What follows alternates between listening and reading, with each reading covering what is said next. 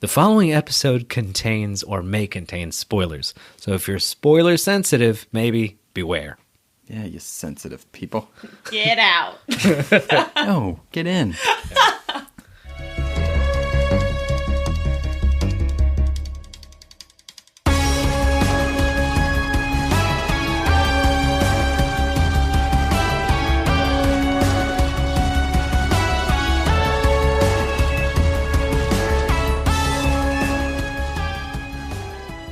Yeah, let's do it. Welcome to the Phantom Zone, 3 fans, 1 podcast, and a sea of comics. I'm Noah. I'm Kayla. Jared. And today, very special episode, for me at least, and it just goes with the spooky season. We are deep diving Swamp Thing. I'm so excited. Mm-hmm. I love him and his leafy greenness. That's a little bit of too kind of a description for Swamp Thing. Leafy greenness sounds way too cute. He can be sweet. He's in a horror comic, sir. True. Very true. What is it that you like about Swamp Thing so much, Noah, since you've been sort of like weirdly obsessed with this character for a while? I mean, I agree. It's not weirdly obsessive. No, it's not weird. Just like anybody else is obsessed with any. I don't know. So I knew that you would ask me this question, and I was like, "What am I gonna say when they ask me this question?" And I think the gist of it is that, like what Kayla said, it is a horror comic. It was a horror comic at its base, and I really liked that. It was a horror comic within like the greater DC universe, or at least some DC universe characters were involved in that. And I just found that a lot of my other favorite characters or characters that I really like came from Swamp Thing, or at least I was introduced to them in Swamp Thing. So like Etrigan. I love Etrigan. John Constantine, love him too. And it all came from Swamp Thing. So I feel like I owe quite a bit to Alec Holland on that one. But I mean, aside from that, I think he looks badass. I think his powers are amazing. I think his love interest in the stories and everything aren't super cliche.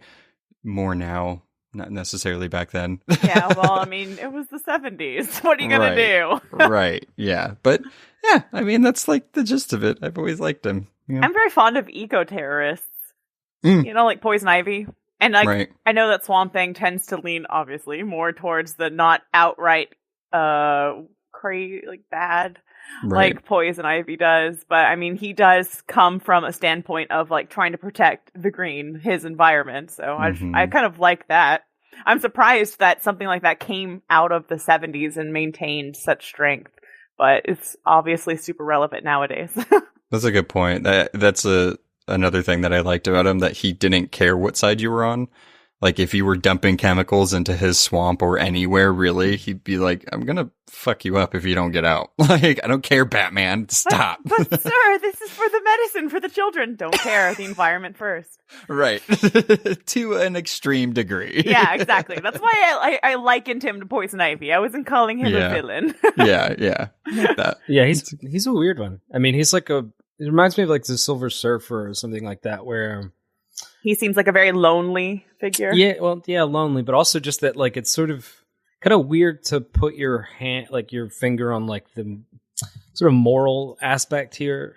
You know what I mean? Because he's not.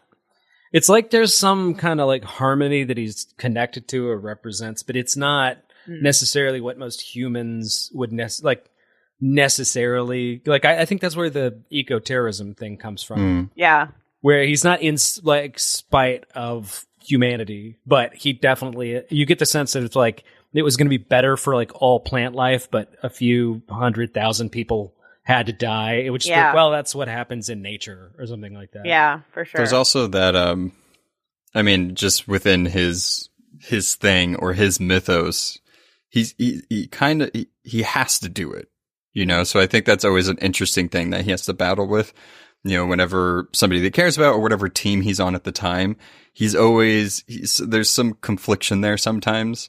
And a lot of times he just has to like tap out. He's like, you know what, guys, I thought I could be on the Justice League, but I'm just going to go back to my swamp. I can't do this. Like, you guys are monkeys. I mean, yeah, pretty much. Yeah.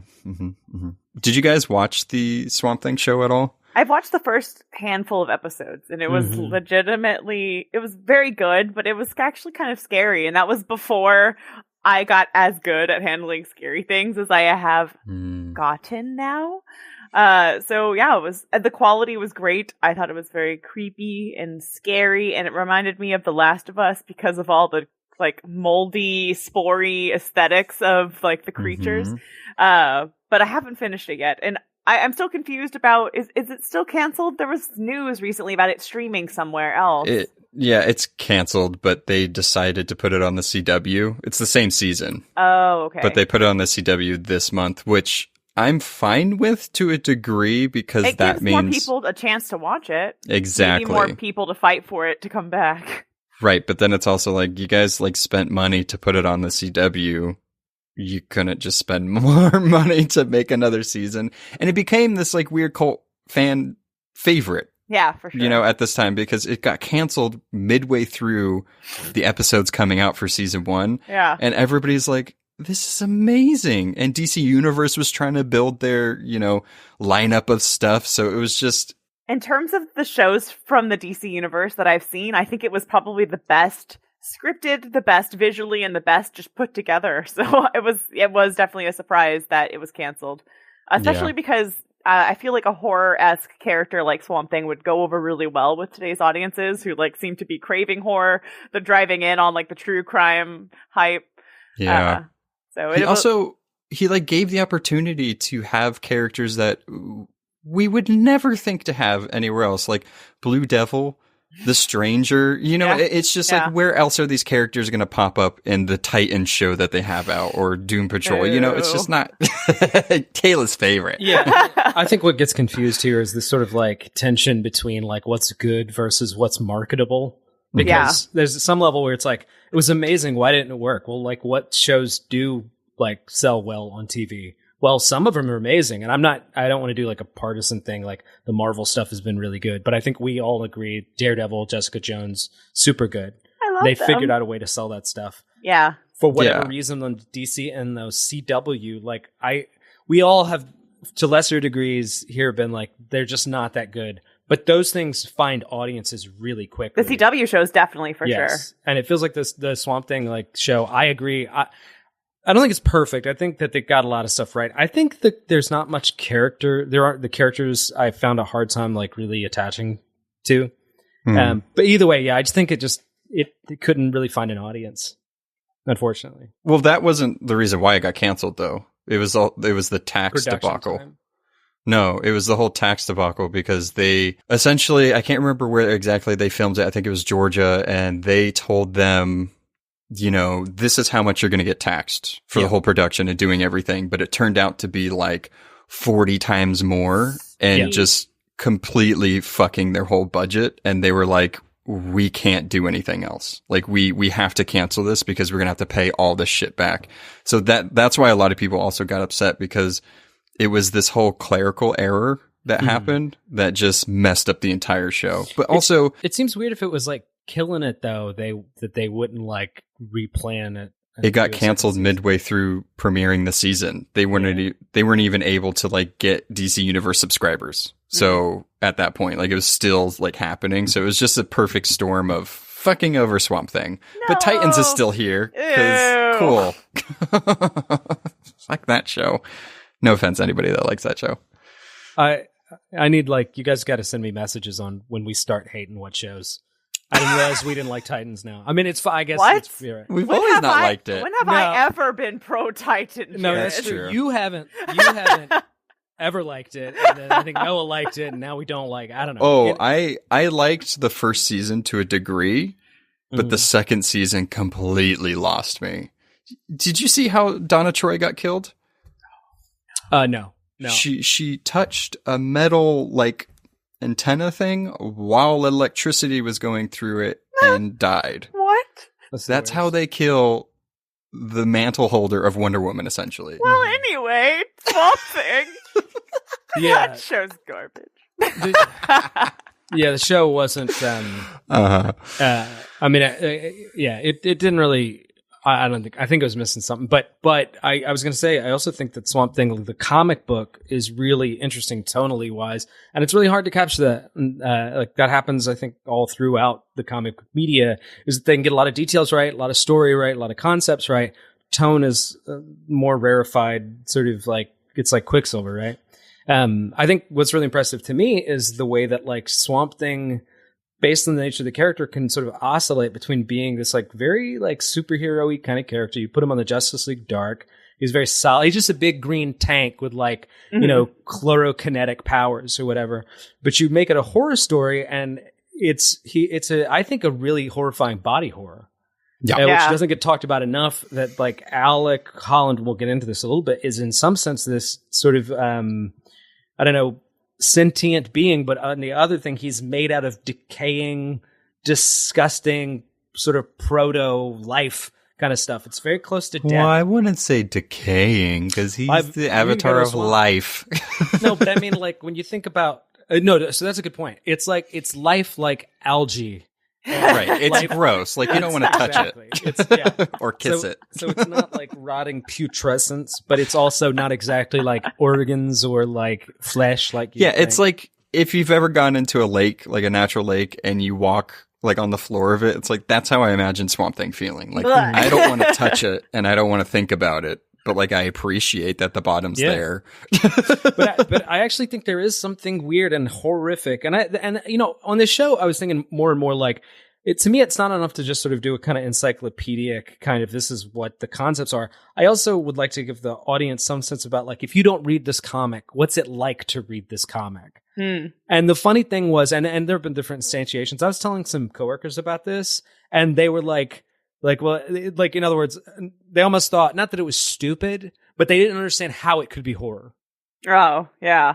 And it was sort of trying to explain to them that there's something deeply, like, fertilizer is both, like, the thing that brings, like, life forward, and it's also decaying matter. And it also can make an explosive. Yeah, that's true, too. Yeah, I always think it's funny, like, a lot of people that... And it's fair. I mean, it's fair. You see images of him or you've seen jokes about him. It's like Aquaman. If you don't read Aquaman comics, you think he is a joke. Yeah. And with Swamp Thing, it's the same. It's been like a propaganda campaign to make people think Aquaman is a joke, but I'm with you. Yeah. Yeah. Even DC did it too. Yeah. Their own character. Yeah. I mean, a lot of people attribute it to like, it came from the Black Lagoon type character where he just wants to get after the girl and then he looks like a fish man / plant thing. It's weird, but I mean, just give it a chance. I think now too, the coolest thing about Swamp Thing is that you have the early stuff, which is very much horror.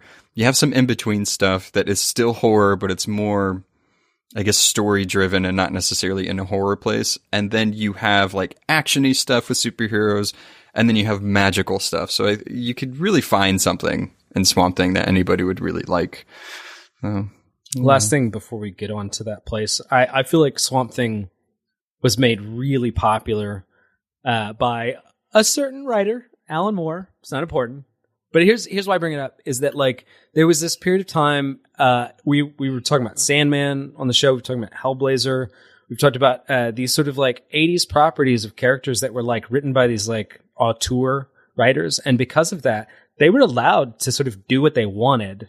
By like the editorial staff sort of left them alone a bit, and then what they produced was really fantastic, interesting, sort of like standalone tonal stuff. I think in some ways why for me Swamp Thing has become a little bit more conventional in the storytelling, further away from horror, more just like this big green dude who's now in like unorthodox superhero stuff, is because there's less writerly control and more sort of editorial sort of control. That's my take. I understand I don't speak for the podcast, but right. No, I mean it's relatively true. That's how comics are now. I think if they're not making the big bucks, then the editors have all the say. They're definitely trying to think big picture instead of like individual projects, and keeping the individual projects like integrity or original tone or IP. Like, I definitely agree that Swamp Thing is probably one of the better examples too of him kind of like going away a little bit from his core, just to be introduced into like the mainstream DC universe. But that happened very early on in his writing career. So like you had said, with proper authors and stuff, I believe. maybe we can get back some of that control for characters. That's why all these characters, popular or not, kind of go through their waves of popularity. It's, once there's a good writer and artist team.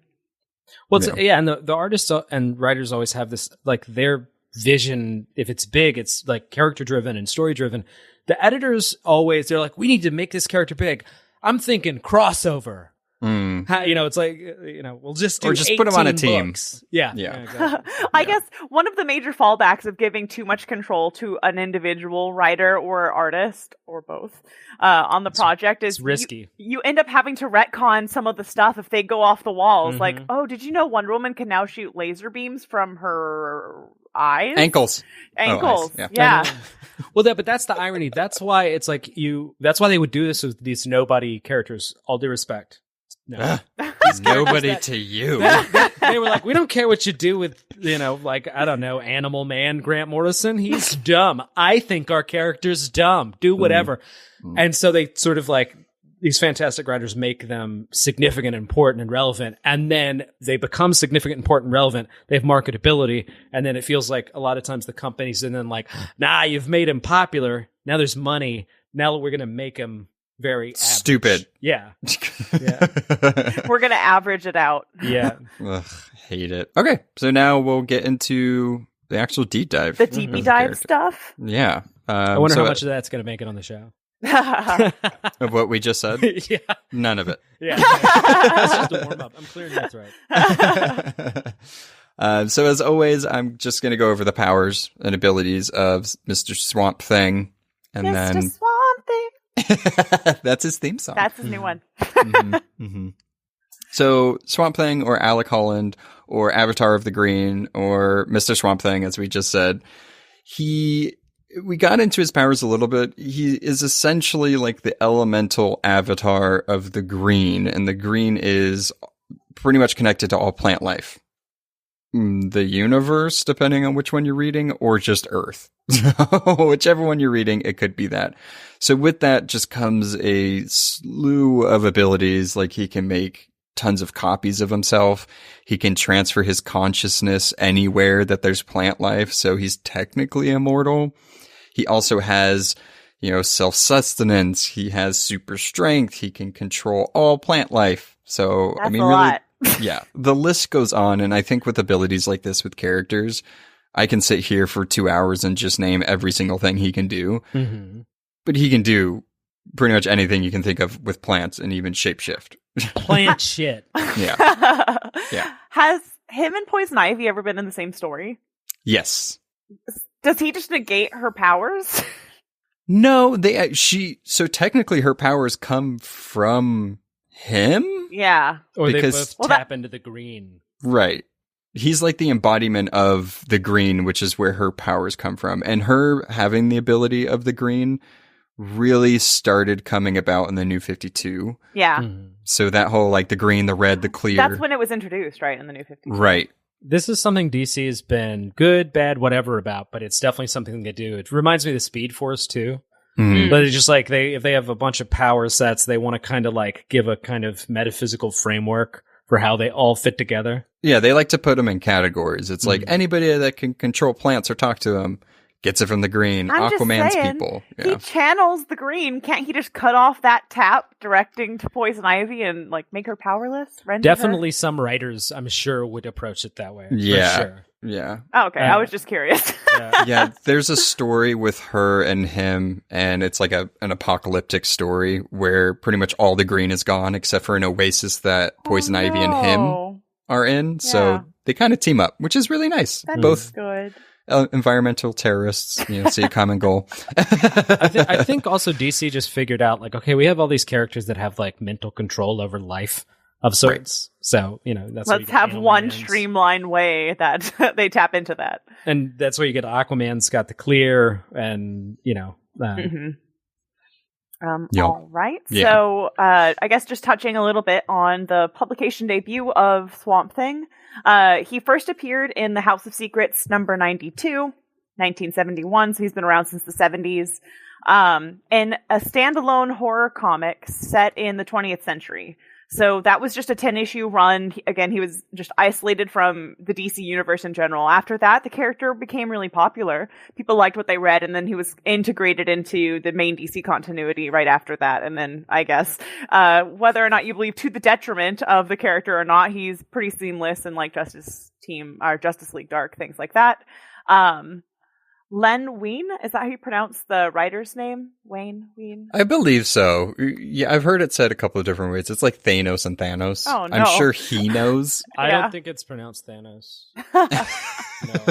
Well, anyway, the writer, I just wanted to tell this cute little story because it shows how much passion went into the creation of Swamp Thing, which is why I think it's so cute that, like, it's, you know, I feel like the creator was channeling, or Noah is channeling the creator's energy here, where the writer, Len Wein, came up with the idea on for the character while writing a subway in Queens. And he later said, while he was talking to the editors, I don't really have a title for it. So I keep referring it to as the Swamp Thing I'm working on. And then Swamp Thing just became its name. No. And then he would walk around the office while he was working on the story and act out all of the parts of the script. In the office, so much so that the artist would just laugh and be like, "Hey guys, oh my god, this is what he does behind the scenes." I do the same thing when I read comic books. Like I act out the panels that I read, so I get it. Oh right, see, you're his disciple. You need to meet. Oh god, I would. Oh, just a little piece of trivia: Len Wein also created Wolverine. Oh, cool. That makes sense. The roughness.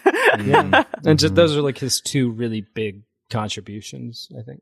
Very passionate man. Complicated characters for sure. Jared, it's your turn. Oh, I didn't realize we were done. Okay. Cool. Well, there's so much to say. So I'm going to tell you a little bit about the story of Swamp Thing. And it's important that it sort of has these three kind of major pieces, three kind of movements you can think of. Originally, the story was Alec Holland. And he's just your everyday biochemist. Genius, yeah, every day, because everybody knows one.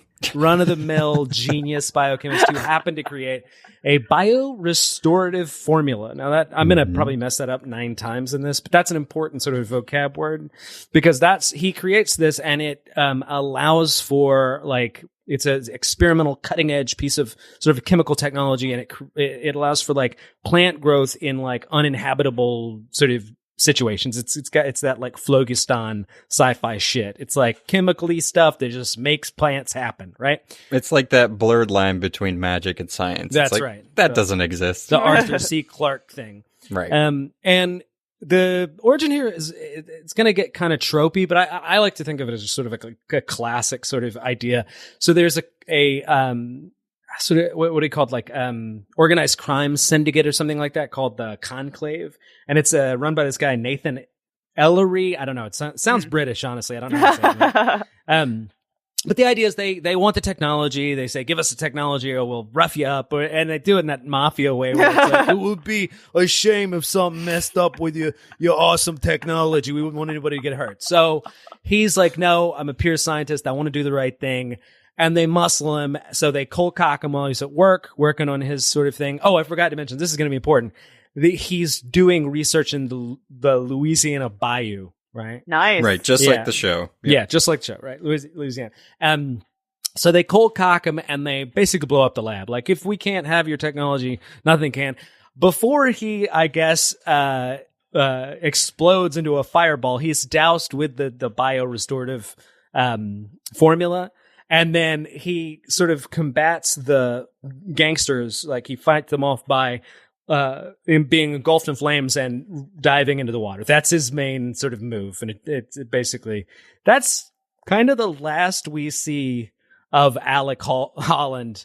At least in his body form. Well, that's what I was saying. The thing that emerges is, of course, the Swamp Thing. Okay. And so the early sort of notion of Swamp Thing is the idea of like kind of conventional. It's very Tales from the Crypt. He's wronged by these bad guys.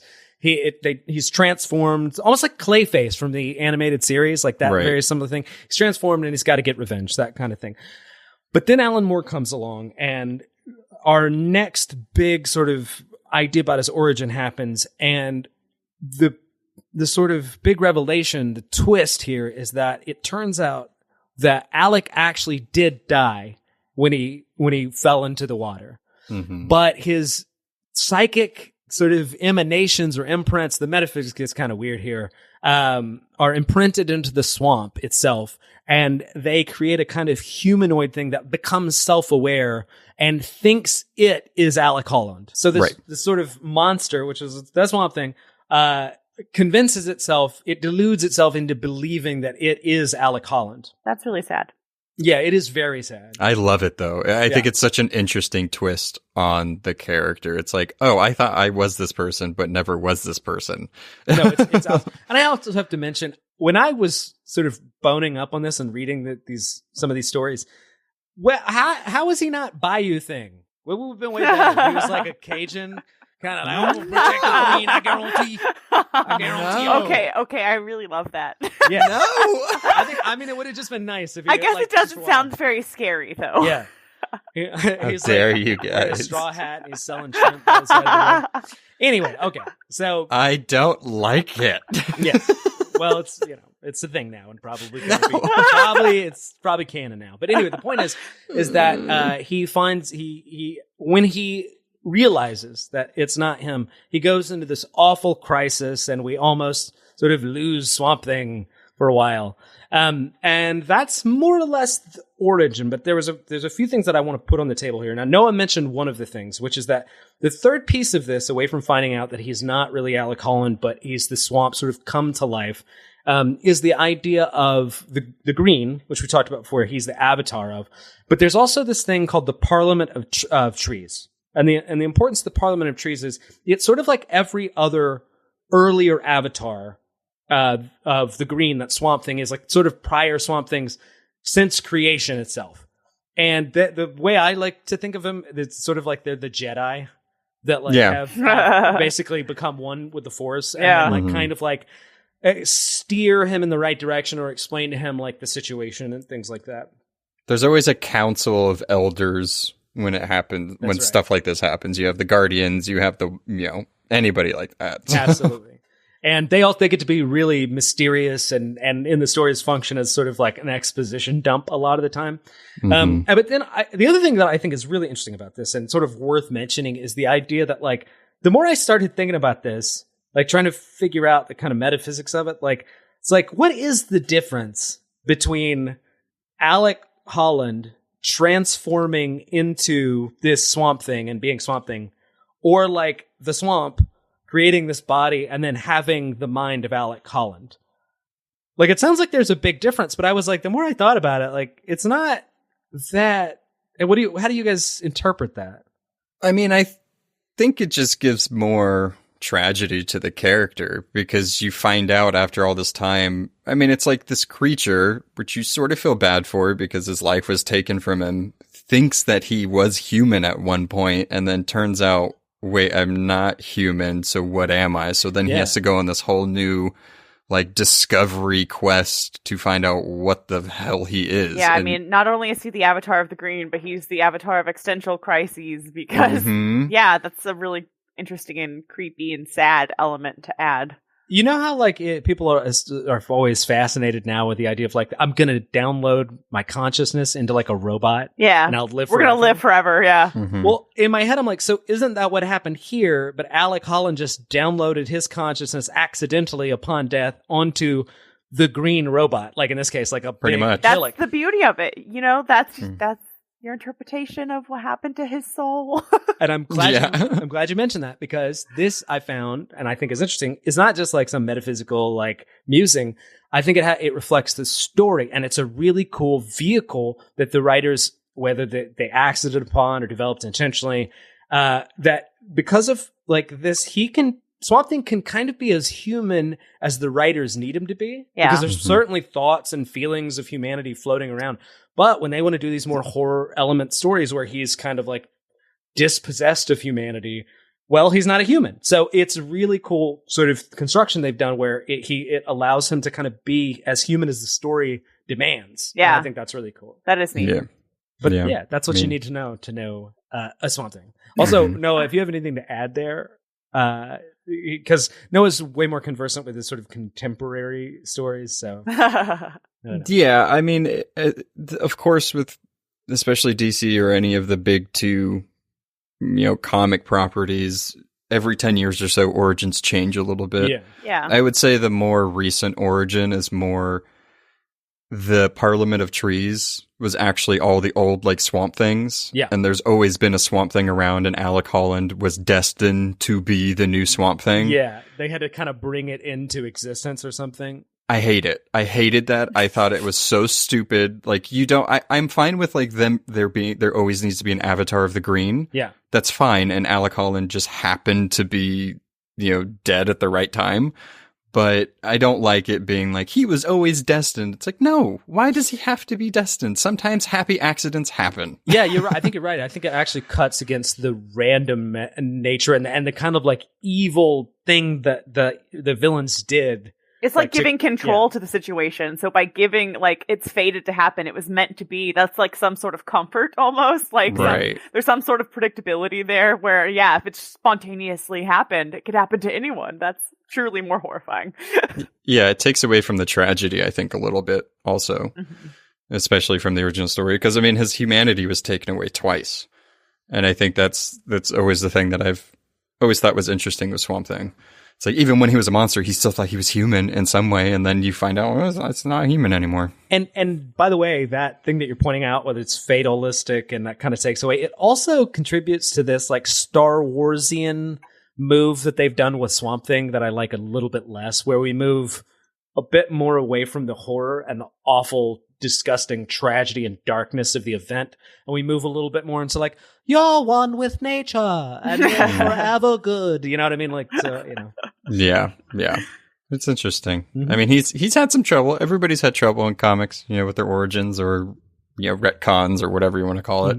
All right. So as always, we usually talk about our main deep dive character and their supporting cast and people that really make the character who they are or help them through their journey. And I don't think we couldn't do this without mentioning Abigail Arcane, which is his love interest throughout pretty much all his iterations. Anytime anybody's written Swamp Thing, it's always gone back to Abigail. So I have the pleasure of talking about her. And she's been there since the very beginning, Swamp Thing number 3 in 1973. And creators that created Swamp Thing created her as well. So Abigail was actually born in Transylvania. And I think people that only know anything from Swamp Thing from the show, that's a little weird. Yeah. She is from Transylvania. She's Romanian. They first meet up in a castle. Right. She has a whole castle. She comes from a very, like, aristocratic family. And so her father, Grigori, and her mother, Ananice, I think that's how you would say her name. Ananice, whatever, fancy name. His brother, Anton, was actually jealous of his brother for having such a beautiful wife and kid that he accused Abigail's mother of witchcraft. And so what did they do in the 1950s? They burnt her at the stake because the villagers were superstitious. I was going to say super superstitious, but just superstitious. Still doing that in the 50s? Wow. I know, that's what I was thinking. Jesus Christ. I guess in the mythos of Transylvania, they were very superstitious, so I could see it not being so far-fetched, I guess. Sure. Abigail's father, the work that he does, he's always going out of town. So who is she left with most of the time? Anton, which is super creepy. You don't like him. As a teenager, she actually develops, or she starts honing in on her ability. She has like the empath powers, or what she calls like her feel towards others. And with that, she sees a great opportunity to help people. So she actually opens a clinic in the village and opens a children's clinic. Super cool. Love Abigail. And one thing to note about her that I didn't note in the beginning is that her hair is all white and she has black streaks. Mm-hmm. So that set her apart immediately from most of the people, where she lived. It doesn't happen as much as it should. It's why Norman Osborn looks a certain way, because he's got that squiggly hair. It's just instantly, you know who it is. Mm-hmm. Mm-hmm. I've always loved the aesthetic of, if you look at anything, all the like artwork from Swamp Thing, especially Alan Moore's run, it's just such a beautiful contrast between Abigail and Swamp Thing. It just, it works. It's almost like, Frankenstein's monster and his bride in a way. And that's what I was picturing. So right. And I just feel like for some reason that works, green and white and black. I don't know. I was picturing that too, but after you said it, to be fair. To be fair. Anton wants, so her family, and especially what Anton is practicing, is magic, and not very good magic. And he wants Abigail to go that route. And that's probably why she has the ability of empathy. So it's probably passed through a magical bloodline. And her father forbids it. Also, Abigail's like, nah, I don't want anything to do with you. You're an awful person. So he kicks her out of the castle, and she goes and lives in her clinic. So that's super sad, but also at least she had someplace to go. Fast forward a little bit. Her father is going to go warn her about a plan that Anton is, scheming up to get her. And he runs through this particular part in the forest that has landmines everywhere and blows up. Classic. It's tropic thunder. That happens. So now Abigail thinks her father's dead. She has no parents. But actually, Anton secretly reconstructs his brother into the hideous unman known as Patchwork Man. Yep. Terrifying. That's such a creepy name. We're in like a toxic Avenger territory. Mm-hmm. By the way, there's some sort of similarities anyway, but just like all the characters, it's like superhero, supervillain, but they're all kind of gross. Right. It's and that's where the horror comes in, really. Mm-hmm. It's always been at its base horror, and the Patchwork Man looks terrifying as well. And she doesn't know it's her father until later. So that's also kind of sad. You just know if there's a character that was like, it's Captain Victory, but he'd have a huge, like, gross tumor on the side of his face. We gotta gross it up. So by chance at this time, Anton, her uncle, and whatever society that he's in or whatever scheme he's trying to do, they actually are after Swamp Thing as well. And also by chance, this guy Matt Cable is also after Swamp Thing, mostly because of the chemical for the technology that made Swamp Thing. And they all converge at one point. They defeat Patchwork Man, and then Swamp Thing leaves. But Matt Cable wants to go after Swamp Thing, at least to research him. So Abigail's like, you know what? Perfect opportunity to leave Transylvania and to go to Louisiana. Mm-hmm. Every person's dream. Right. She's like, where the A-plot is. I'm going to leave my European castle and go to Louisiana. To be fair, she was banished. So, yeah. I mean, nowhere to go except for her burned down children's clinic. She's like, well, I gotta leave this creepy and gross place, but is there like another creepy and gross place? Is there a place it's called America? Yeah. Specifically the Bayou. So at this point, she goes with Matt Cable, and she ends up developing a romantic relationship with him. But this whole time, since they're after Swamp Thing, they're researching Swamp Thing with her powers. And with what Swamp Thing's going through, she develops this really intense connection with him. So even though she marries him and she's with Matt Cable, she's emotionally cheating on him. Right. She loves Swamp Thing, and I think it's to the detriment of her powers. And that's also a little misogynistic. That's the misogyny of the time. Because the male character has like the super strong powers, the active powers, but the girl's powers is like to feel things super strong. Yeah. It wasn't ever really used in like a super good way. I did like the direction they were going with, like, oh, I can know what's wrong with people. Let me work in medicine to help my village. That's cool. Of course. That's a natural route. But then, yeah, it kind of gets weird with the romance. Fast forward a little bit. Matt Cable, her current, husband, gets injured or gravely injured in a drunk driving accident. And who shows up? Anton, to try to possess his body. This guy's a real fly in the ointment. Honestly. Yeah, he's a real asshole. Yeah. But when he did that, he actually fell into a coma and never woke up. So that part of the love triangle is gone. You win some, you lose some. Right. I just feel like if you broke your ankle, you'd be like, oh, I've just arrived to help you take all your blood out and turn it into dark magic. So. At this point, that's when Abby and Swamp Thing, tell their true feelings to each other, and they end up having a child. Half human, half plant, and they live together in the bayous of Louisiana. Half human, half plant, 100% fucking atrocity. That's horrifying. Isn't that sweet? Hypothetically, But in execution, it disturbs me to no end. That's how I felt when I was doing Mantis first. Right. Then she went off to mate with these plant aliens, had babies.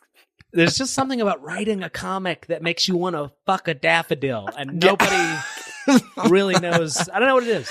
I don't know the science behind that because, as even Jared said, there's no science behind it. There's not, and it's like it blurs the line between like, okay, this is a Scarlet Witch situation where she just willed kids into existence at this point. She like mated with a toaster. It's like, oh, baby popped out. Well, that's closer to what happened with her. And then just to give a backstory on Abby and post Flashpoint, I should say, because it's completely changed. Mm-hmm. So instead of Transylvania, she's in another Eastern European country of Blesmat. And as a baby, she kills her mother because of her powers and was raised by her uncle. Her uncle manipulated her, hoping to establish some connection with her elemental force that she's connected to, which is called the Black or the Rot, which becomes a big play in Swamp Thing and New 52. Mm-hmm. So it's pretty much like the elemental force of death and decay. It's the opposite of the green. General Grodiness. Right. And apparently like the whole a crane bloodline is connected to it in some way. Abby has a half brother in this timeline named William, who is also connected to it. Their uncle became the avatar of the Rot. Swamp Thing and him battle it out. Eventually, Abigail essentially she takes on the mantle after Anton gets taken out. And I love her name. She becomes the Black Queen because now she's the ruler of the Rot, which is all death and everything. Talk about star-crossed lovers now. Babe, I'm really the green. I'm in charge of life. Oh no, babe. I'm now the avatar of death and rot. Yeah, you really got screwed on that deal. But they still love each other. That's why I said star-crossed. I know, but it's still sweet. I like this couple. I mean, I gave you a very like Cliff Notes version. Well, as we had to do, as we always have to do. Right. I think visually though, I think they're one of my like favorite couples. I just think it looks so supernatural and super cool. Have one person be a tree and one person be a rotten tree. You know what? I want to be a tree hugger, and that's what I'm trying to say. Well, the thing is that you want to fuck a daffodil. The thing is that she was, for most of it, she was like a Beauty and the Beast thing. Yeah. Right. Yeah. You know, like his monstrous, disgusting and then form, it became a Shrek thing where they're both ogres at the end. Yeah. But he's the kind of ogre that's like, here's an iris and it's beautiful and there's growth everywhere. And she's like, here's bread with maggots in it. Ah! You know, I never in a million years thought, because I wanted to do this episode since pretty much the very beginning, that we would say fuck a daffodil twice and also compare them to Shrek. Mm-hmm. You just don't know where these episodes are going to go, Noah. I know. I'm so happy with it. We're in top comedic form. You know how sometimes our podcast leans more heavily towards the comic book side? Yes, this true. Is definitely leaning more towards the comedic. So I'm sorry, Noah. We're sabotaging your baby. I like it. I'm here for it. It's also, fine. I think the truth is that like there is something kind of dark that's obvious about the Swamp Thing. Like that's all. When you read it, I mean, it's just pretty disturbing and wonderful and awesome. The funny stuff is, you know, we plant made that sex. Happen. Yeah. Yeah. I mean, I want listeners, if you're listening to this and you've gotten this far, and you better have. Hashtag fuck a daffodil. Yeah. Oh my gosh. What are we going to be known We spell for? it with a PH. Yeah. You know? I really don't think Swamp Thing would approve that. He wanted Abigail to do that. That's so right. Oh, jeez. Oh, jeez. But it is really weird, by the way, that there is that tendency in the writing that like to make these hybrid people, even when it's more sort of off-putting and not just like, oh, it's so gross. It's like, it wouldn't even work. You know what I mean? Yeah. Like, yeah, I do. I did want to say, because I didn't really talk about their kid after the fact, but it's Tefe Holland. So just wanted to put that out there, that it's a girl and she has the powers of plant elemental and pretty much flesh element. It's like Tefe? Is it like some sort of cactus dialect or something? I guess so. She had. I just wanted to just put out there that she has a connection to the red and the green. Cool. So that's super cool. And she's the Christmas queen. She's Mrs. Claus. Yeah, that's good. She has white hair too. Claus. So there you go. Man, if she was a Patreon subscriber, we'd just come up with the best powered name. And that's Abigail Holland / Arcane, whatever you want to call her. Arcane sounds cooler. And Arcane is the best, like, a segue to who I'm talking about, because Noah's mentioned Anton Arcane quite a bit. And he is Swamp Thing's basically arch enemy. So that's who I'm going to talk about. He was first introduced in Swamp Thing #2 in 1973. So he's been around since kind of the beginning, mostly the beginning in some form. So he possesses a genius level intellect, which is always scary when you're up against that. Why are the heroes hardly ever have that? It's always the villains where it's like they are super smart and the heroes is like punches things real hard. It's like, okay. Yeah, it's called heroism now. Not smarts. The not smarts. Yeah. He possesses the knowledge of creation of synthetic organs and skin, which he uses to make his unmen. Noah briefly mentioned how horrifying that could be, because he makes his brother Patchwork Man. He makes unmen? He makes unmen. Yep. Okay, makes women. Sounds good. I mean, whatever. Yeah, I got distracted by... No, that's not how it works. He initially wanted to... So he's obsessed with immortality. He originally wanted to create a body and transfer his consciousness into it to make him live forever, much like the computer chip that Jared mentioned earlier that, scientists today are trying to go for. Basically download your intelligence into a body and live forever.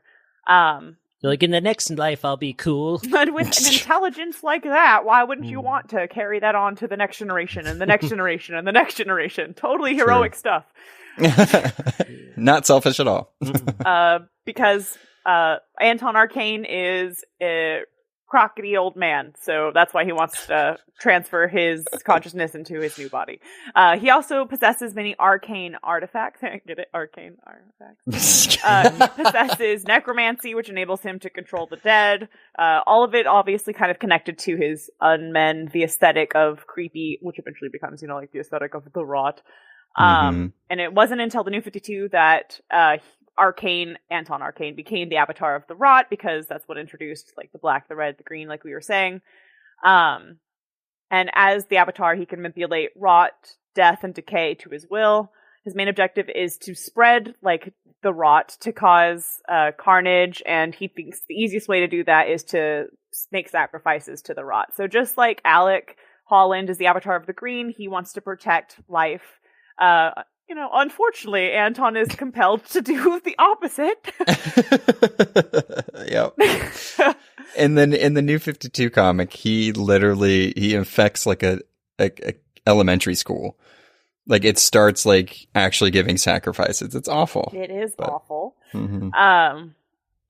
One of the most notable, he's a skilled magician, so he's able to channel like magic through his scientific experiments. So I think it really does, like we were mentioning it up top, Swamp Thing has this really weird aesthetic where the balance between like nature and magic and that all of that is kind of blurred, and it's kind of personified in the character of Anton Arcane, because he's kind of eventually can control both. Right. So originally, like Noah was saying, pre-New 52, he was living in Europe, Transylvania, with his niece Abigail. And he's introduced because he discovers and lures like the plant-based hero Swamp Thing into his castle. He uses his scientific and magical abilities to transform his body into Swamp Thing's form. Because like Jared was mentioning, it's kind of like it's an avatar, so it holds souls, but that's not always the person. So he wasn't going into Holland, he was going into Swamp Thing.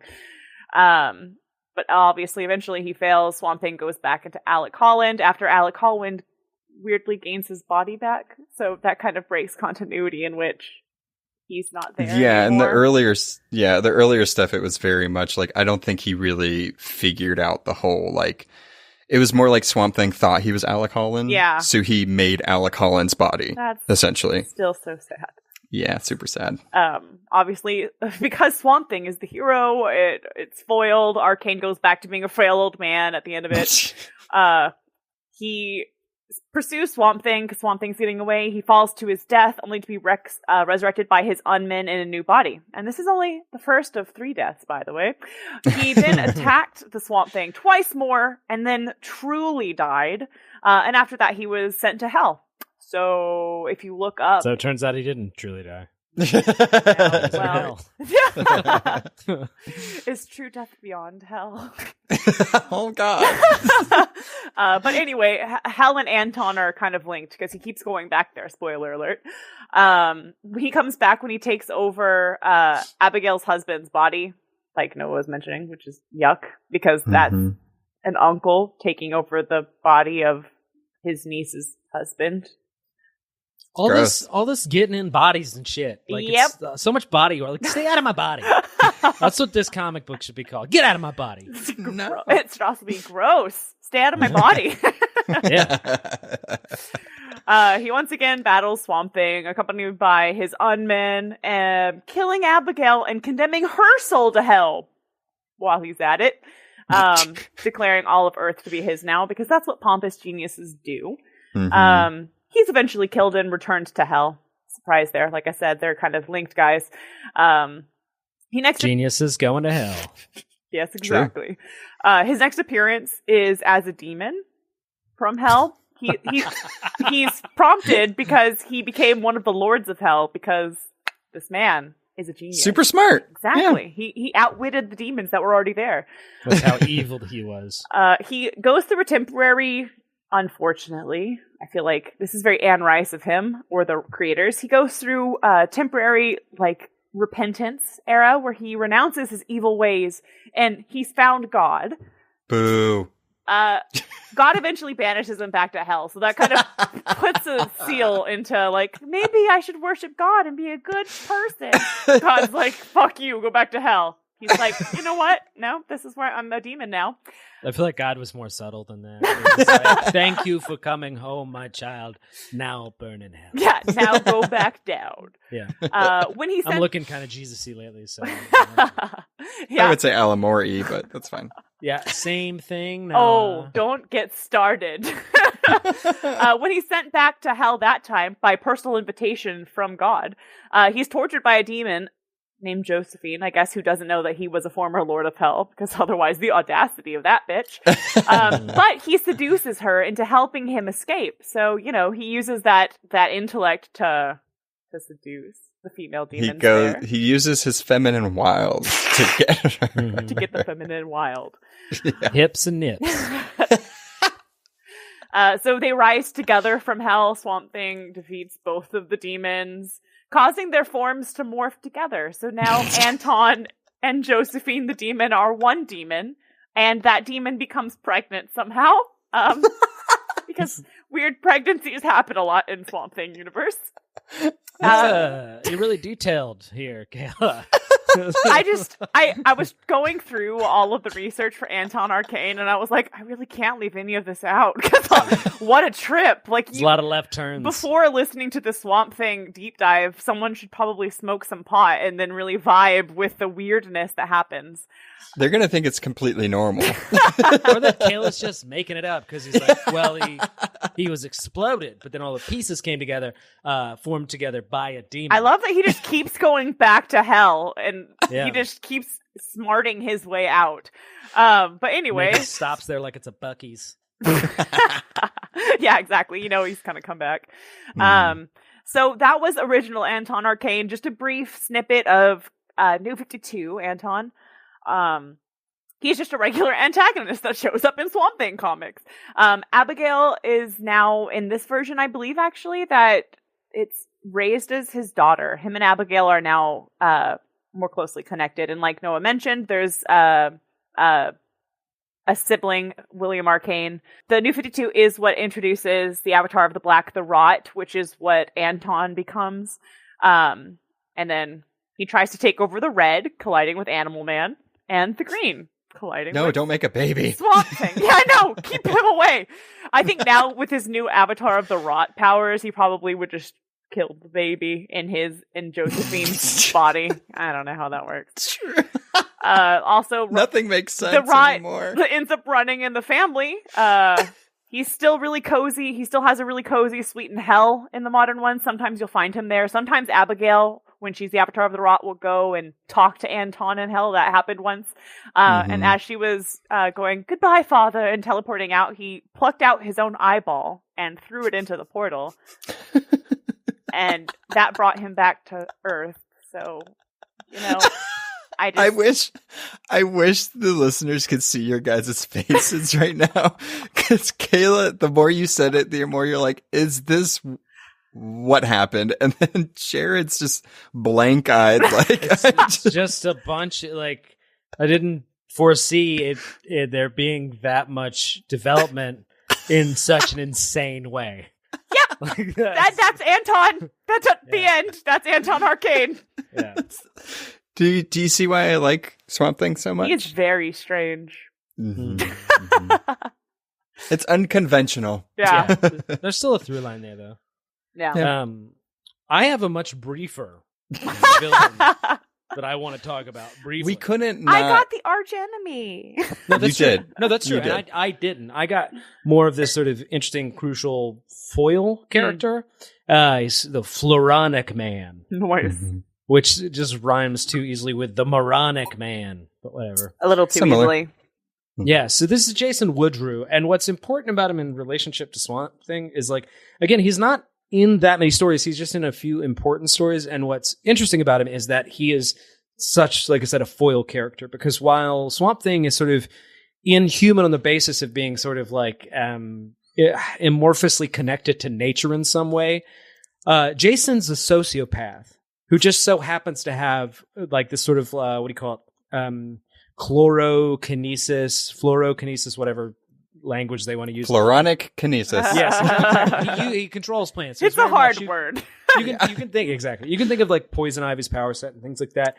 And he's actually has an arbitrary sort of origin. He's just from another dimension, but he was a humanoid who turned himself into like plant-like creature. And he's convinced that all animal life has to die for plant life to succeed. It's almost like a Thanosian kind of attitude where he's trying to help death along but goes too far with it or something like that. Yeah, he's like the extreme side of Swamp Thing. Yes, like almost like a Bizarro. If Swamp Thing had Bizarro, it'd be the Floronic. He's also like mostly yellow too, so it's a very contrasting when especially when the panel together. It's very green and very yellow. Those are gross colors. And he's very like he's way more tree-like. He's like a like man-size ant. I would call it, that's his name, man-size ant. And cool. Yeah, but anyway, so all you really need to know is that he's this sort of evil version of Swamp Thing that rather than be like just inhuman, he's like anti-human. Yeah, and that's the Floronic Man. Mm-hmm. Yeah, we couldn't not mention because he, in a way, he's like, I don't know, like Zaz for Batman. That's right. Yeah. Like he's in it enough to where you have to mention him. Yeah, but. I mean, you could probably read a story and he's not in it. He's also in that moment, that big turning point when we find out that Swamp Thing is not really Alec Holland, not purely, right, or something like that. So he's always been kind of sort of linked to that moment. And he's been taken up in other ways where they've tried to make him like a good guy a little bit or like something like that. Exactly. It's just never really going to stick. You're kind of taking away the central conceit of that character when you do that. Yeah. It's also good to... Because I'm assuming most people now, especially general audiences, know Swamp Thing from the show, and Woodrue is in the show, so it's it's good to just mention him. Yeah, he's conspicuous enough. He's also cool, by the way. He's very like Sideshow Bob. That's how I read him. Man-sized ant. Because he's like very eloquent. He's very like Hannibal Lecter. Yeah, very waxing philosophical while he eats a yam from the corpse of Swamp Thing. So like Silence of the Lambs Hannibal or TV show Hannibal? Silence of the Yams. I'm shaking my head in disappointment for people that can't see my face. We don't like puns. Like incredibly good puns. That's not new. That's true. That was moving on. So comic book recommendation time. As always, we like to leave you with a good recommendation for the character we just talked about. Maybe one that we liked that if you typically like the type of stuff I like, then you might like the one that I recommend. So who knows? Because mine's not the best, but I got shoot out of that one. It's fine. You had to pick the more obscure because we were only left with the big stuff. No one knows him, so it's very similar to the Doom Patrol episode where we're just like, no, Noah, we get the popular things. You get the obscure. Well, okay, I'll start it off. Mine isn't super obscure, but it's more obscure with it being a Swamp Thing comic. So it's just the recent Justice League Dark, The Last Age of Magic by James Tyrion. I mean, you love Justice League Dark. Not a surprise. It just makes so much sense for Swamp Thing to be on that team. Yes. Like, he teamed up in the New 52 one a little bit, but this one he's more of a front and center member per se. But the reason why I recommended this one, because you could read almost any of the other Swamp Things or even Hellblazer, and he comes in contact with John Constantine.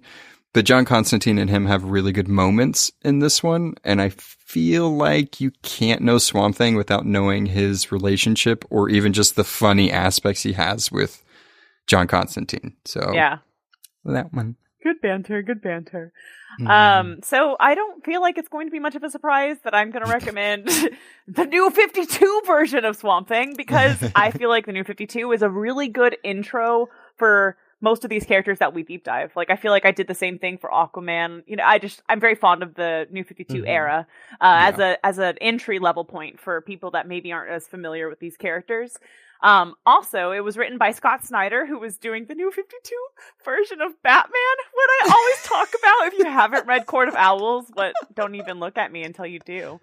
So yeah, good intro for the character. I think every episode almost somehow I bring up Court of Owls. That, or you bring up Batman in some way or form, and it's amazing. It was Scott Snyder, New 52. How could I not make that connection? He's one of my favorite writers. It was one of the best books in the New 52, and it really upset me when it ended and Swamp Thing never came back. Yeah. Also, yeah, like we've mentioned it several times, but the New 52 also is what introduces like the black, the green, the raw, yeah. Yeah. So it introduces all the colors of the rainbow in there. Also, Swamp Thing's one of these characters that's like the king of the miniseries. He's amazing, and he has these outstanding moments, but like kind of goes away, comes back. That kind of like The Harvest. It reminds. I mean, that's his origin, right? He was a miniseries, not connected to anything for 10 issues. So I think they're keeping true to his foundation. Yeah, true. And then my recommendation will be obvious at this point, but I do want to make one sort of slight clarification. If you go on Amazon, sometimes the way they title things can be confusing. Yeah. I think you'll find this edition as Saga of the Swamp Thing, Book 1 by Alan Moore. The reason I say that's confusing is that it's not the beginning of Saga of the Swamp Thing. Alan Moore actually came on at like issue 20. Yep.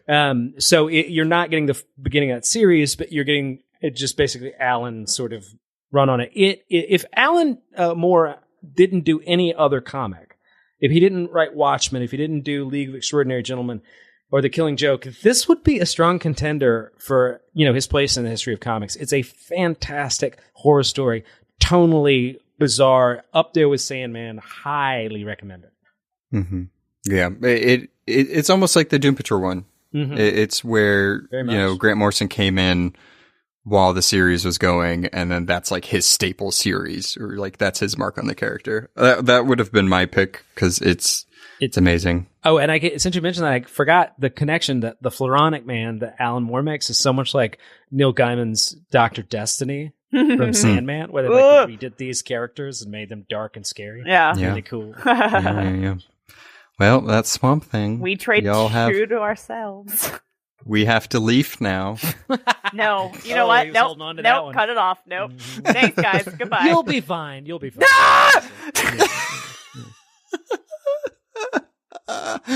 Bye-bye. Thanks for listening.